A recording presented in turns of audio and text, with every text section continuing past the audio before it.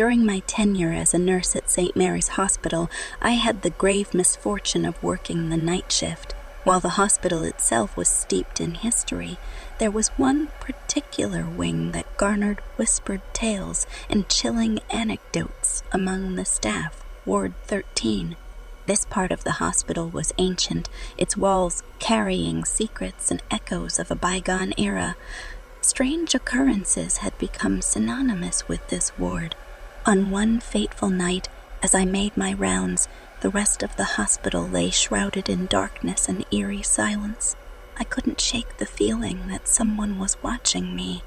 I stepped into Ward 13, my footsteps echoing in the dimly lit corridor.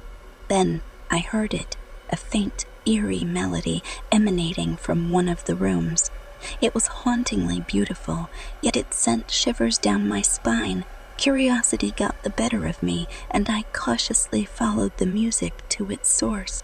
Inside the room, a scene that defied all logic unfolded before me. An old man, a patient with severe dementia, sat in the center, his gnarled fingers expertly caressing the strings of a violin. The sound that emanated from his instrument was nothing short of magical, a melancholic tune that seemed to transcend the boundaries of the human world. I approached the old man with a mixture of wonder and trepidation. He remained entirely focused on his music, seemingly unaware of my presence. As a nurse, I knew this was a medical impossibility. Patients in this state shouldn't have the cognitive ability to play an instrument, let alone play it with such skill. Just as I was about to call for assistance, I heard a soft, tremulous voice behind me. It was another nurse, her eyes wide with disbelief and fear. She whispered, "That man died a week ago." I turned back to the old man, and the sight that met my eyes was enough to make my blood run cold. He had stopped playing, and his vacant eyes bore into mine. Then, in a voice that carried the weight of ages, he whispered, "The music must go on."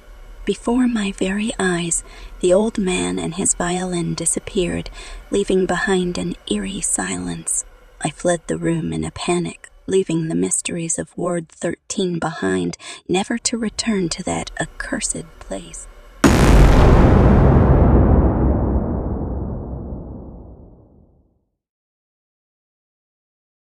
Mercy General Hospital was a place of healing, but it held within its walls a dark secret, an operating room that bore the weight of an ancient curse. As a surgical nurse, I had heard the chilling stories and witnessed the unsettling events that took place within its confines. One stormy night, I found myself assigned to assist in a procedure in that infamous room. The operating room was different from the others, with an unsettling aura that made my skin crawl. The lights flickered ominously, casting eerie shadows across the sterile environment. As I looked around, I noticed that the temperature had plummeted to an unnatural chill, despite the thermostat reading a comfortable setting. The surgeon and I exchanged uneasy glances, our shared discomfort palpable. But what happened next sent a chill down my spine that I will never forget.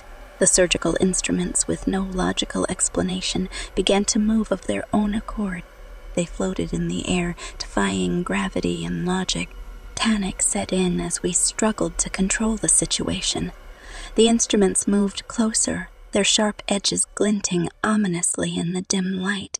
The surgeon and I were paralyzed with fear, unable to comprehend the nightmare that was unfolding before our eyes. And then a voice, soft and chilling, whispered from the shadows, "You shouldn't be here." It echoed through the room, sending a jolt of terror down our spines. We both turned to see who had spoken, but there was no one there. The surgical tools continued their macabre dance, circling us as if guided by some malevolent force.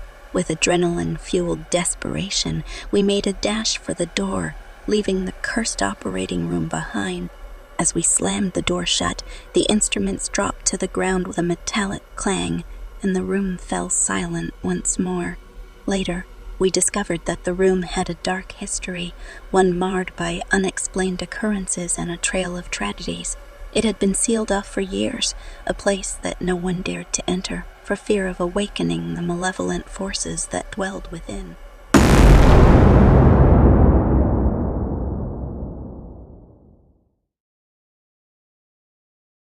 Working the night shift in a psychiatric hospital was never for the faint of heart.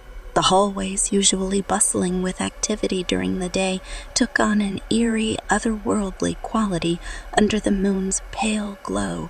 It was during one such night that I encountered an experience that would haunt my dreams for years to come. The patient's wing was particularly isolated, with long, dimly lit corridors that seemed to stretch into eternity. The air was thick with the scent of antiseptic, and the faint hum of fluorescent lights provided the only source of illumination. It was in this desolate environment that I first encountered the phantom patient.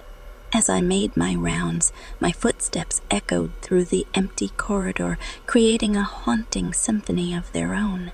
It was then that I saw him, a solitary figure standing at the far end of the hallway, his back turned toward me. He wore a tattered hospital gown, a ghostly figure bathed in the cold, sterile light. My first instinct was to approach and offer assistance, as that was my duty as a nurse. "Do you need any help?" I called out, my voice quivering slightly. The figure remained motionless, as if carved from stone, offering no response. Undeterred, I continued my approach, each step echoing like a drumbeat in the otherwise silent corridor. My heart pounded in my chest as I extended a hand to touch the patient's shoulder. To my shock and horror, my hand passed right through him, as if he were nothing more than a wisp of smoke. I staggered back, my mind struggling to process the impossibility of what I had just experienced. The patient turned slowly to face me, and that's when I saw his countenance, a visage contorted in agony, his eyes hollow voids that seemed to absorb all light. A blood-curdling scream pierced the air, a sound that resonated deep within my soul. The scream echoed through the corridor, bouncing off the sterile walls in a cacophonous crescendo of torment. I stumbled backward in terror, my heart racing as I sought to put as much distance between myself and the phantom patient as possible. As I fled down the seemingly endless corridor, the scream gradually faded into the distance. When I finally dared to look back, the patient had vanished without a trace. My mind reeled, unable to process the impossible encounter I had just witnessed. In the days that followed, I made inquiries about the patient, hoping for some rational explanation. However, there were no records matching the description of the man I had seen that night, and there were no reports of any patient being in the corridor during my shift. To this day, I cannot explain the enigma of the phantom patient, nor can I shake the feeling that the hospital held secrets far darker than the shadows that lurked in its dimly lit corridors. I refuse to venture into that desolate hallway at night, haunted by the memory of that ghostly encounter that defied all reason and explanation. And that's a wrap for today's video, folks. I hope you enjoyed watching as much as I enjoyed making it. If you found this video entertaining, please don't forget to give it a thumbs up by hitting that like button down below. Your support really means the world to me. And for more content like this, make sure to subscribe to my channel by clicking the subscribe button right here. That way you'll never miss any of my future uploads. Thank you again for being part of this amazing community. Your support keeps me going, and I can't wait to share more content with you. Until next time, take care and stay awesome.